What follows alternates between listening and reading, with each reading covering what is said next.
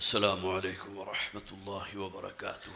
الحمد لله نحمده ونستعينه ونستغفره ونؤمن به ونتوكل عليه ونعوذ بالله من شرور أنفسنا ومن سيئات أعمالنا.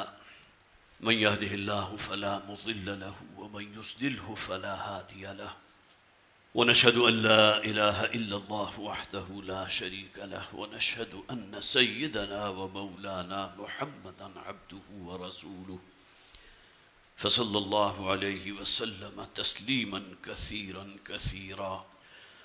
أما بعد، فأعوذ بالله من الشيطان الرجيم. بسم الله الرحمن الرحيم. ومنهم من عاهد الله لئن آتانا من فضله لنصدقن ولنكونن من الصالحين، فلما آتاهما من فضله بخلوا به وتولوا وهم معرضون، فأعقبهم نفاقا في قلوبهم إلى يوم يلقونه بما أخلفوا الله ما وعدوه وبما كانوا يكذبون. وقال تبارك وتعالى: ظهر الفساد في البر والبحر بما كسبت أيدي الناس ليذيقهم بعض الذي عملوا لعلهم يرجعون. صدق الله العظيم. رب اشرح لي صدري ويسر لي أمري واحلل عقدة من لساني يفقهوا قولي. اللهم ألهمنا رشدنا وأعذنا من شرور أنفسنا، آمین یا رب العالمین. حضرات، یہاں ان خطبات جمعہ میں آج کل ہمارا معمول یہ ہے کہ قرآن حکیم کے جو آخری مختصر صورتیں ہیں اس کا ہم مطالعہ کر رہے ہیں. سورہ زلزال ہم نے مکمل کی، پھر سورہ عادیات اور پھر سورہ قارعہ. لیکن یہ کہ آج خاص طور پر اس مناسبت سے کہ کل 14 اگست ہے، جسے ہمارے ہاں یوم پاکستان کے طور پر سیلیبریٹ کیا جاتا ہے، تو وہ ملک جس میں ہم رہ رہے ہیں، یہاں پھل پھول اور پھیل رہے ہیں. واقعہ یہ ہے کہ کسی ملک کے رہنے والوں کو ایک حقیقی اور تعلق اگر اپنی اس سرزمین کے ساتھ نہ ہو، اور خاص طور پر وہ سرزمین کے جو اللہ سے ایک وعدے کی بنیاد پر ہم نے حاصل کی تھی، تو یہ پھر بہت بڑی محرومی والی بات ہے، بڑی بدقسمتی والی بات ہے. ورنہ آج کل جو اکثر و بیشتر ہمارے نوجوان ہیں، ینگسٹرز ہیں، ان کے تو گویا کہ شاید علم ہی میں نہ ہو کہ کتنے لاکھ افرادوں نے اپنی جانوں کا نذرانہ پیش کیا تھا، کتنی لاکھ خواتین کی حرمت اور عصمت پامال ہوئی تھی. اس لیے کہ وہ حضرات جو عمر کے اس حصے میں ہیں کہ جن کی یادداشت میں کچھ وہ مناظر اگر محفوظ ہیں تو انہیں معلوم ہے. خود والد محترم ڈاکٹر اسرار احمد صاحب رحمۃ اللہ علیہ کا معاملہ کہ پیدل چل کے حصار سے تقریباً 100 میل، اور کلومیٹرز میں یہ 160 کلومیٹر بنتا ہے، اور وہ قافلہ جو 10 میل لمبا تھا. اور وہ خود کہا کرتے ہیں کہ جو منزل ہوتی تھی پڑاؤ، تو قافلے کا جو اولین حصہ ہوتا تھا جہاں وہ پڑاؤ رات کو ڈالتا تھا، تو پورا دن سفر کرنے کے بعد اسی قافلے کا اینڈ ہوتا تھا جو اس مقام تک پہنچتا تھا. گویا کہ 10 میل لمبا قافلہ، اور جس طرح آگ اور خون کی اس میں سے گزر کے یہ لوگ یہاں پہنچے ہیں، اس کا تو ہمیں اندازہ ہی نہیں. اور اکثر و بیشتر ہمارے ینگسٹر کو کچھ معلوم نہیں قرارداد پاکستان کیا ہے، قرارداد مقاصد کیا ہے، 23 مارچ کی اہمیت کیا ہے. اس اعتبار سے تو ہم سب اسے سیلیبریٹ کرتے ہیں کہ وہ چھٹی کا دن ہوتا ہے، لہذا کیلنڈر پر پہلے سے مارک کر لیا جاتا ہے یہ 23 مارچ یا 14 اگست جو ہے ویکینڈ کے ساتھ آ رہی ہے، اب ہم نے کہاں جانا ہے، پہاڑی علاقوں کی سیر. اس کے علاوہ ان دنوں کا کوئی اور مقصد باقی نہیں رہا. تو گویا کہ بہت بڑا المیہ ہے. کچھ باتیں آپ حضرات کے علم میں، آپ اپنے خاص طور پر نوجوان نسل، ان کو اویئرنیس ہونی چاہیے کہ یہ ملک جو ہمارے لیے بہت بڑی پناہ گاہ ہے.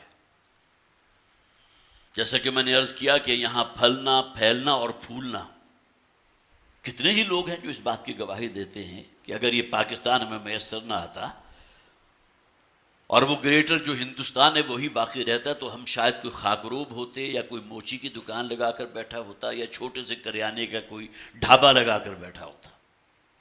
اور یہاں لکھ پتی نہیں، کروڑ پتی نہیں، ارب پتی لوگ بن گئے. یہی کے وسائل تھے نا.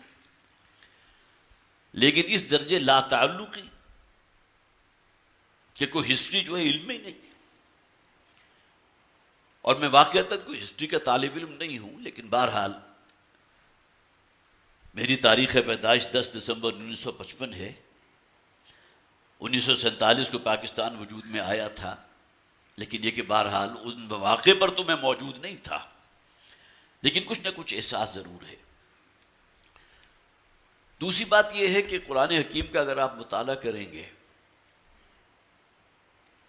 تو بہت سے مقامات ایسے آپ کو محسوس ہوں گے کہ جو معلوم ہوگا کہ اللہ تعالیٰ آپ سے کلام فرما رہا ہے اس سینیریو میں جس میں ہم موجود ہیں. آج سے 1450 برس پہلے یہ کتاب نازل ہوئی، لیکن جیسا کہ نبی اکرم صلی اللہ علیہ وسلم نے اپنی ایک حدیث میں فرمایا تھا فیہ نبأ ما قبلکم وخبر ما بعدکم. اس قرآن میں اصل میں تم سے پہلے جو اقوام ہو گزری ہیں ان کے حالات بھی موجود ہیں، اور تمہارے بعد میں آنے والے جو حالات ہیں اس کا عکس بھی قرآن میں موجود. اور بہت سے مقامات ہیں کہ جہاں پڑھتے ہوئے آپ محسوس کرتے ہیں کہ اندری حالات آپ کو اس میں اپنے لیے رہنمائی مل رہی ہے، گویا کہ اس سینیریو میں اللہ تعالیٰ کے وہ احکامات آپ کے سامنے آ رہے ہیں. اسی طرح قرآن حکیم میں سورہ انبیاء کی آیت نمبر 10 لقد انزلنا الیکم کتابا فیہ ذکرکم افلا تعقلون. آنکھیں کھول کر قرآن کو پڑھو تو صحیح. تمہارا اپنا ذکر موجود ہے قرآن میں، نام نہیں ہے، لیکن جو نقشہ کھینچا گیا ہے، جو خد و خال ہے، جو ایسنس ہے قرآن حکیم کی اس آیت کا، اس میں تمہیں اپنا نقشہ نظر آ رہا ہے. تم کہاں کھڑے ہو؟ فیہ ذکرکم. یہ قرآن کا اعجاز ہے. اگرچہ یہ آیہ مبارکہ سورہ نحل کی ہے، اور سورہ نحل جو ہے وہ مکی سورت ہے، فوری طور پر جو بھی مفہوم اس آیت کا لیا گیا ہوگا وہ ان لوگوں کے پس منظر میں ہے جو مخاطبین تھے قرآن کے، محمد رسول اللہ صلی اللہ علیہ وسلم کے. لیکن قرآن تو قیامت تک کے لیے ہمارے لیے ہدایت ہے نا. اگر وہ کہتا ہے فیہ ذکرکم تو ہمیں دیکھنا چاہیے کہ قرآن میں ہمارا ذکر ہے کہاں. بہت سے مقامات کر آپ کو اپنا ذکر قرآن میں ملے گا، اپنا کردار نظر آئے گا.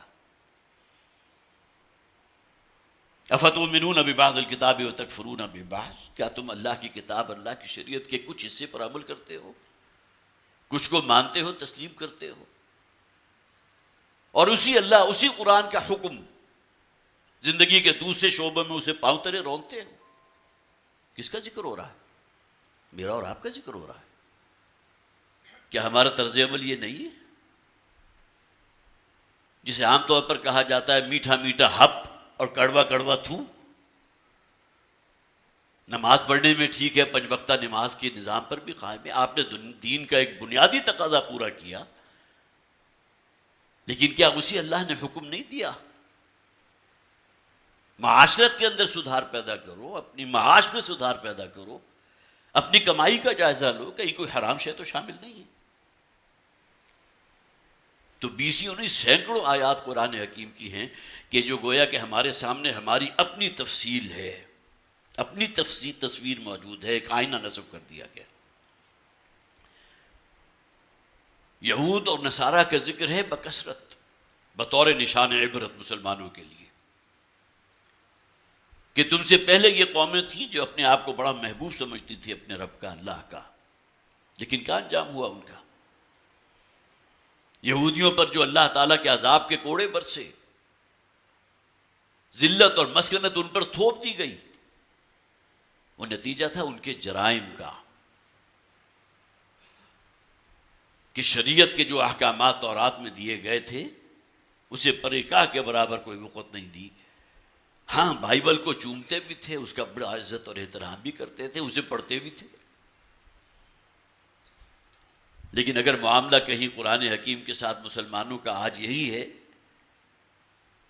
تو واقعہ یہ ہے کہ بات بڑی تلخ ہے، لیکن یہ کہ بات وہی ہے کہ جیسا کہ حضور نے فرمایا تھا لَيَأْتِيَنَّ عَلَىٰ أُمَّتِي كَمَا أَتَىٰ عَلَىٰ بَنِي إِسْرَائِيلَ حَسْبَ النَّعْلِ بِالنَّعْلِ، میری امت بھی انہی گمراہیوں میں مبتلا ہوگی جس میں یہود اور نصارہ مبتلا ہوئے تھے۔ تو یہ آیہ مبارکہ جو ابھی میں نے آپ کے سامنے پڑھی، وقت چونکہ بڑا مختصر ہوتا ہے اور میں سمجھتا ہوں کہ وقت کی پابندی یہ نہیں کہتا کہ الیکٹرانک جو ہے وہ ہماری اس کے مطابق ہو، لیکن یہ کہ اس کے اندر زیادہ جو ہے کوئی ایک فرق واقع نہ ہو۔ اب یہ آیات جو ہیں جو میں نے خاص طور پر 3 نوٹ کی تھی،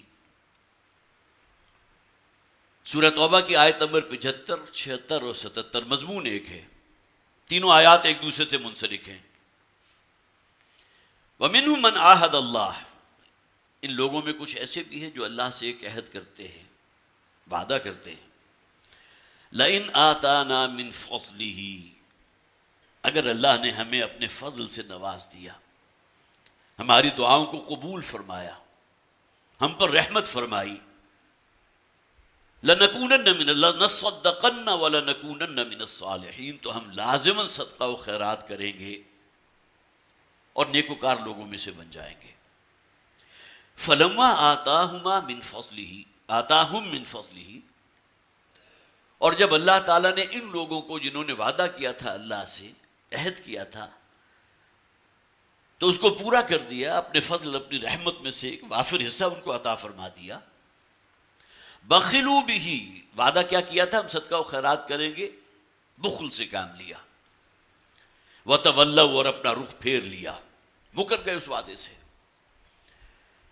ان العہد کان مسئولا، انفرادی حیثیت میں بھی اور اجتماعی حیثیت میں بھی۔ اس بات کو اچھی طرح ذہن نشین کر لو کہ اگر کسی سے کوئی وعدہ کیا ہے، کوئی عہد کیا ہے، تو لازماً تمہاری پرسش ہو کر رہے گی۔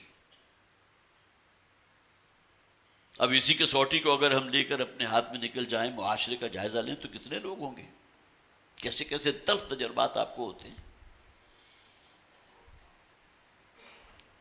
تو بخلوا به وتولوا وهم معرضون، اور انہوں نے اعراض اختیار کر لیا، اپنا رخ پھیر لیا۔ فعاقبهم نفاقا في قلوبهم، تو اس کا نتیجہ کیا نکلا کہ اللہ نے سزا کے طور پر ان کے دلوں میں نفاق پیدا فرما دیا، منافقانہ طرز عمل، کہنے کو مسلمان لیکن حقیقی ایمان کے نام کی شے کوئی موجود نہیں۔ حضور نے تو ایسی ایسی باتوں پر ایمان حقیقی کی نفی فرمائی ہے کہ انسان کانپ اٹھتا ہے۔ کسی کو تانا دینے والا کبھی مومن نہیں ہو سکتا، قول ہے حضور کا۔ مسلمان رہو گے، مرو گے تو نماز جنازہ بھی پڑھا جائے گا، دائرہ اسلام سے خارج نہیں، لیکن مومن نہیں ہے۔ اسی طرح فحش گوئی کرنے والا، فحش کی نشر و اشاعت کرنے والا، پھیلانے والا، حضور فرماتے ہیں کبھی مومن نہیں ہو سکتا۔ کوئی شخص اگر زنا کر رہا ہے، کوئی چوری کا عمل ہے، اس کے اندر ملوث ہے، تو حضور فرماتے ہیں کہ جب کہ وہ یہ عمل کر رہا ہے اگر توبہ نہیں کرتا تو ایمان سے فارغ ہو۔ ہاں، بے نمازی بھی مسلمان سمجھا جائے گا، زانی بھی مسلمان سمجھا جائے گا، بلکہ انہیں اپنی محفلوں میں عزت سے نوازا جائے گا، سب کو معلوم ہے اس کا کردار کیا ہے۔ لاکھوں کروڑوں نہیں، اربوں ہضم کر گئے، لیکن معاشرے میں تو انہی کی عزت ہے نا، فیتا کٹوائیں گے تو انہی لوگوں کو بلائیں گے۔ اس موقع پر وہ حدیث مجھے یاد آتی ہے اور واقعتاً وہ انسان کانپ جاتا ہے، جس میں حضور نے فرمایا جو شخص بھی تقویت اور تائید کرتا ہے ایسے شخص کی جو فاسق اور فاجر ہے، من مشا مع فاسق، جو بھی چلا، جس نے تائید کی، جس نے ساتھ دیا، دست و بازو بنا ایسے شخص کا کہ جو فاسق ہے، اللہ کا نافرمان ہے، حرام حلال کی تمیز اس کے نزدیک جو ہے پریکا کے برابر کوئی وقت نہیں رکھتی، اللہ تعالیٰ کا عرش کانپ اٹھتا ہے کہ اس شخص کی مدح ہو رہی ہے، سب لوگوں کو معلوم کہ اس کا کردار کیا ہے۔ تو کوئی ایک چیز ہو تو اس کو گنوایا جائے نا، یہ تو ہمارے پروفیسر یوسف سلیم چشتی صاحب کا ایک قول مجھے یاد آ گیا. ڈاکٹر صاحب بھی اسی کے، چونکہ ان کے ساتھ ان کی بہت سی صحبتیں بھی ہوئی ہیں، ہم بھی اس میں شریک ہوتے تھے. اس وقت میری عمر جو ہے 12 13 14 برس ہوگی. لیکن وہ کہا کرتے تھے اس زمانے میں، گویا کہ آج سے تقریباً 50 برس پہلے، کہ من حیث المجموع ہمارا کردار اور ہمارا منافقت اس درجے کی ہے کہ جس کی دم اٹھاؤ گے مادہ برآمد ہوگی. جب تک دم نہیں اٹھاتے تو مادہ کا تو نہیں پتہ چلتا نا. تو یہ الفاظ ان سے سنے ہوئے ہیں. گویا کہ فسق و فجور اور کرپشن اور یہ تمام چیزیں اس طرح رگ و پے میں سرایت کر چکے ہیں اس مملکت میں کہ جو ہم نے حاصل کیا تھا اللہ سے ایک وعدہ کر کے. وَمِنْهُمْ مَنْ عَاهَدَ اللَّهَ، ہمارا ذکر ہو رہا ہے. اور مسلمان قوم، جس طرح ڈاکٹر صاحب کا وہ کلپ بھی آپ نے سنا ہوگا کہ اس وقت اس روئے ارضی پر بسنے والی منافق ترین قوم پاکستان کے مسلمان، الا ماشاء اللہ. اور اس میں کوئی شک نہیں ہے، اس لیے کہ ایک سزا ہے کہ جو اللہ تعالیٰ کی طرف سے ہمیں دی گئی. وہ ملک جو ہم نے اللہ کے نام پر اور اللہ کے دین کی اعلاء کلمت اللہ کے لیے اس کو حاصل کیا تھا، اس میں ہمارا کردار یہ ہے. اسی طرح دوسری آیت ہے سورہ روم کی آیت نمبر 31 ہے، ظہر الفساد فی البر والبحر بما کسبت ایدی الناس. لوگوں کے اپنے ہاتھوں کی کمائی ہے کہ جو تمہیں فساد عظیم نظر آ رہا ہے اس پوری زمین پر، بحر و بر. یہ نتیجہ کس شے کا ہے؟ تمہاری اپنے کرتوتوں کی سزا ہے جو تمہیں دی جا رہی ہے. جب انسان اتنا نیچے اتر آئے کہ اس میں اور حیوان میں کوئی فرق باقی نہ رہے، کوئی تمیز باقی نہ رہے، تو ظاہر ہے کہ اس سے بڑا فساد کیا ہوگا، اس سے بڑا طاغوت کیا ہوگا. لقد خلقنا الانسان فی احسن تقویم، ہم نے تو انسان کو بہترین تقویم پر پیدا کیا تھا. لیکن جب یہ حرص و ہوا کی بندگی میں مبتلا ہوا، خواہشات نفس کو اپنا معبود بنا لیا، ثم رددناہ اسفل سافلین، اس کا نتیجہ کیا نکلا؟ نسبت اللہ نے اپنی طرف لی ہے لیکن فیصلہ انسان کا ہے، اس نے کس راستے کو اختیار کیا. شیطان کے نقش قدم پر چلا یا اللہ کی شکر والی زندگی کو اختیار کیا؟ یہ اختیار تو انسان کا ہے. تو پاکستان کو وجود میں آئے شمسی تقویم کے اعتبار سے 74 برس اور قمری تقویم کے اعتبار سے 76.5 برس ہو چکے. لیکن جو منزل ہمیں دکھائی گئی تھی اس وقت، یہ الگ بات ہے کہ بہت سے لوگ ایسے ہوں گے کہ جو اس بات سے انکار کرتے اور موجود ہیں کہ یہ خطہ ہم نے جو ہے اس بنیاد پر حاصل نہیں کیا تھا یہاں اسلام قائم کریں گے. ان کے بعض حوالے جو ہیں قائد اعظم ان کی تقاریر کے بھی ہیں کہ یہاں ایک سیکولر ریاست ہوگی، لیکن ایک آدھ سے زیادہ حوالہ نہیں. اور 20 تقاریر ان کی موجود ہیں کہ جس میں اس بات پر انتہائی تاکید کی گئی ہے کہ ہمیں اس سرزمین میں اس نظام کو قائم کرنا ہے جو محمد رسول اللہ صلی اللہ علیہ وسلم لے کر آئے تھے. 20 تقاریریں، لیکن سیاق و سباق سے الگ کر کے کسی ایک جملے کی بنیاد کے اوپر کہ یہاں نہ کوئی ہندو ہوگا، ہندو رہے گا، نہ کوئی مسلمان رہے گا. گویا کہ یہاں قائد اعظم بھی چاہتے تھے سیکولرزم ہونا چاہیے. عقل کے ناخن لو، وہ تمام ان کے اور جو ارشادات ہیں جس کی کوئی اور تعبیر نہیں ہو سکتی کہ یہ خطہ حاصل اس لیے کیا تھا. اور سب سے بڑی گواہی کیا ہے؟ پاکستان کا مطلب کا لا الہ الا اللہ. اس سے بھی اگر کوئی شخص جو ہے کوئی عقل حاصل نہیں کرتا تو ظاہر ہے کہ اس کی عقل کا تو ماتم نہیں کر سکتے نا آپ. تو آج 76 برس بعد یا 74 برس بعد ہم جہاں کھڑے ہیں، جو حالت زار ہے، جو اخلاقی میں گراوٹ جس حد تک ہم جا چکے. پھر سوشل انجینئرنگ کا جو ایک پروگرام تھا UN نے دیا، Beijing conference, Beijing plus conference اور پتہ نہیں کائرو کانفرنس. یہ کیا تھا؟ شیطانی ایجنڈا.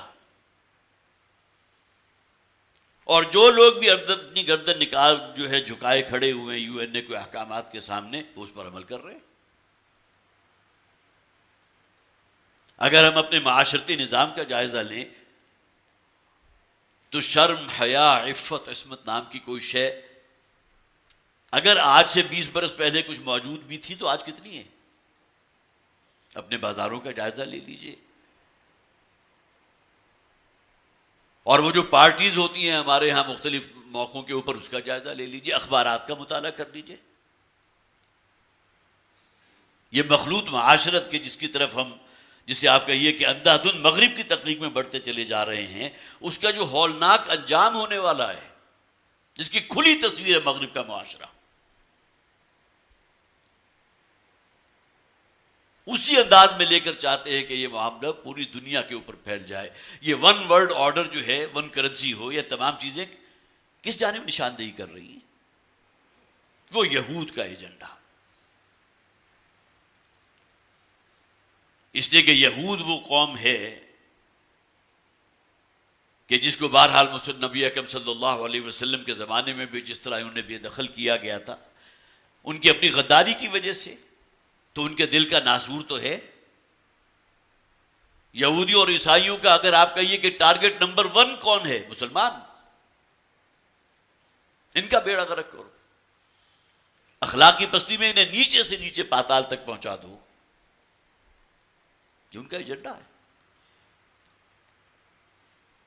پھر ہمارے معاشی نظام کے اندر سود جس طرح ہم جکڑے گئے ہیں، ورلڈ بینک، IMF، قومی سطح پر،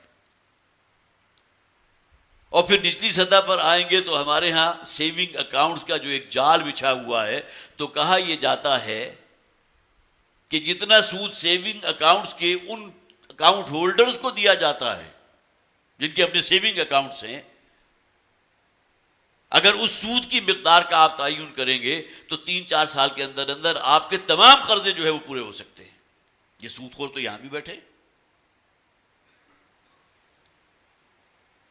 تو گویا کہ ہمارا یہ جو معاشی نظام ہے اس کے تو رگ و پے میں سود ہے، اور سود وہ عمل جس کے بارے میں آپ حضرات کے علم میں یہ باتیں اکثر و بیشتر، کل ہی چونکہ رات کو یہاں میرا ایک مختصر سا بیان تھا، تو بہت سے حضرات ایسے بھی ہوں گے یا بعض حضرات ہوں گے جو اس میں شریک ہوں گے، تو کچھ ریپیٹیشنز بھی ہیں، لیکن ایسا تو نہیں ہوتا کہ رات جو میں نے بیان کیا تھا وہ کوئی رٹی رٹائی تقریر تھی جو میں نے آپ کے سامنے کر دی۔ کچھ پوائنٹس تھے، اس پر رات بھی گفتگو ہوئی، آج بھی اس کی کوئی نئی ڈائمنشن سامنے آئی۔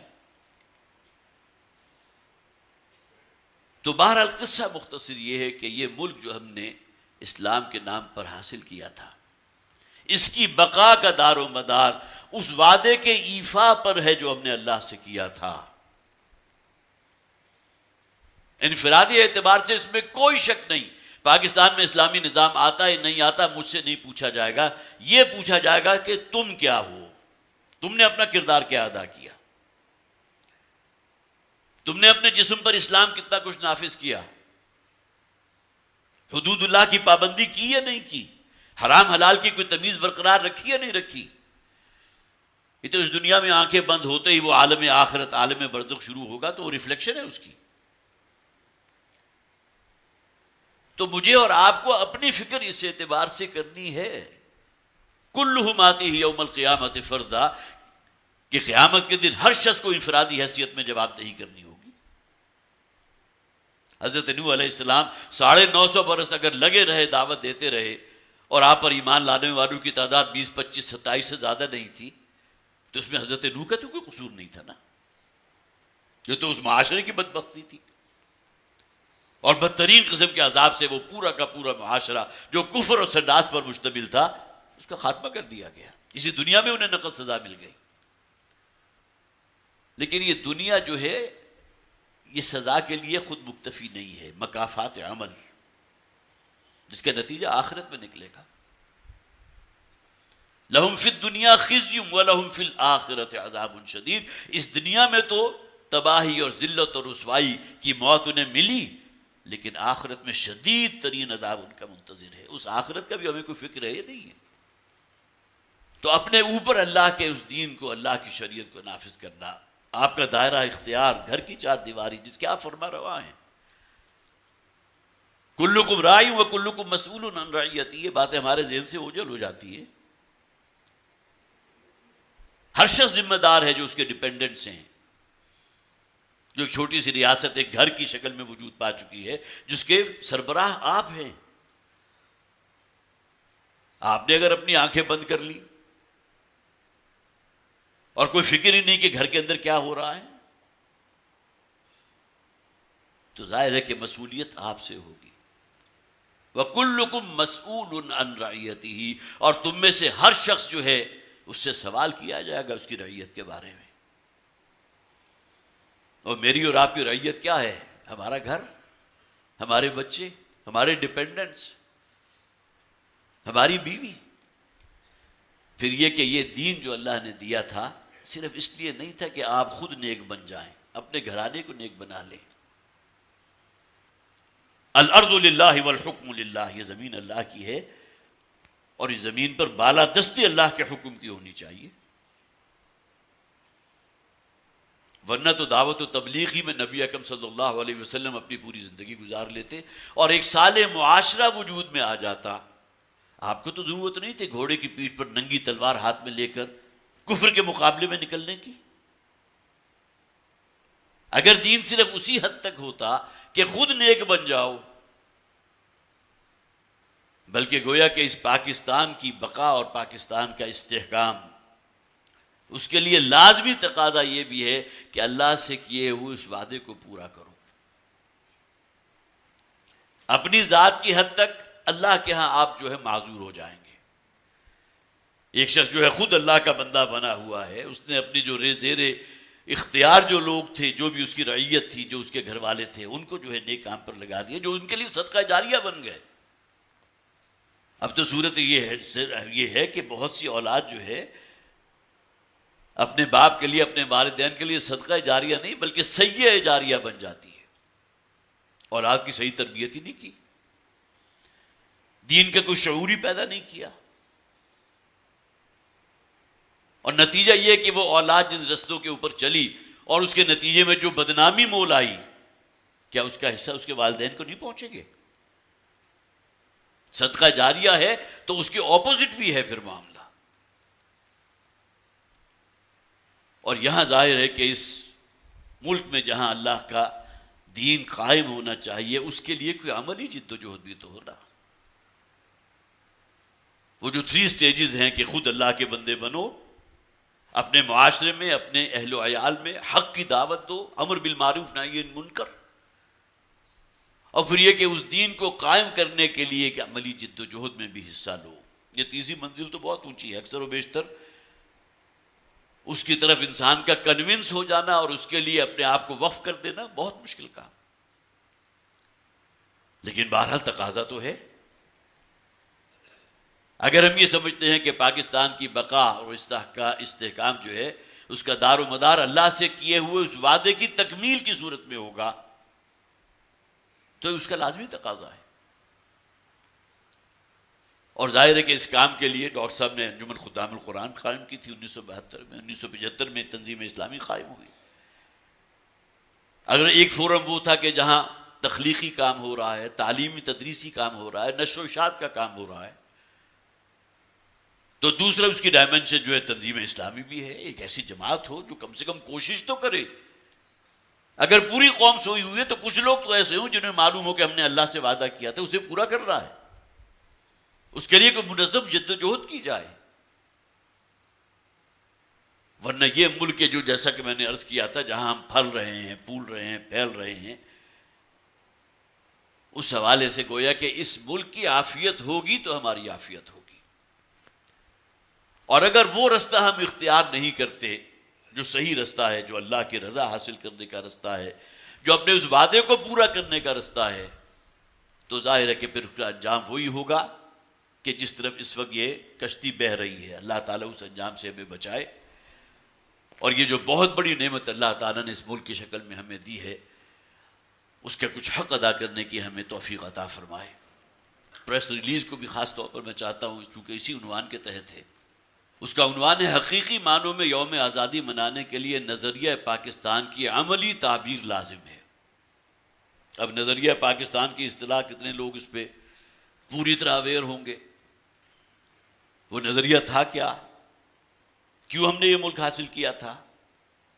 کیا صرف 2 قومی نظریہ تھا، یا یہ کہ ہمارے نزدیک ایک منزل تھی جس کا ہم نے اللہ سے وعدہ کیا؟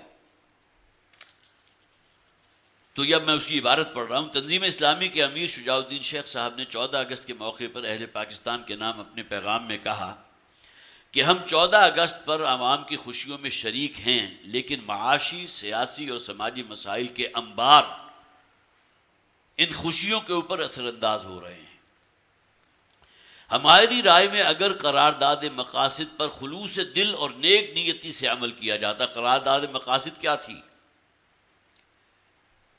یہ 1949 میں پاکستان بننے کے تقریباً 2 سال بعد یہ قرارداد پیش کی گئی تھی،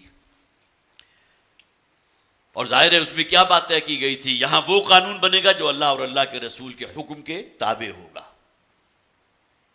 No legislation will be done repugnant to Quran and سنہ۔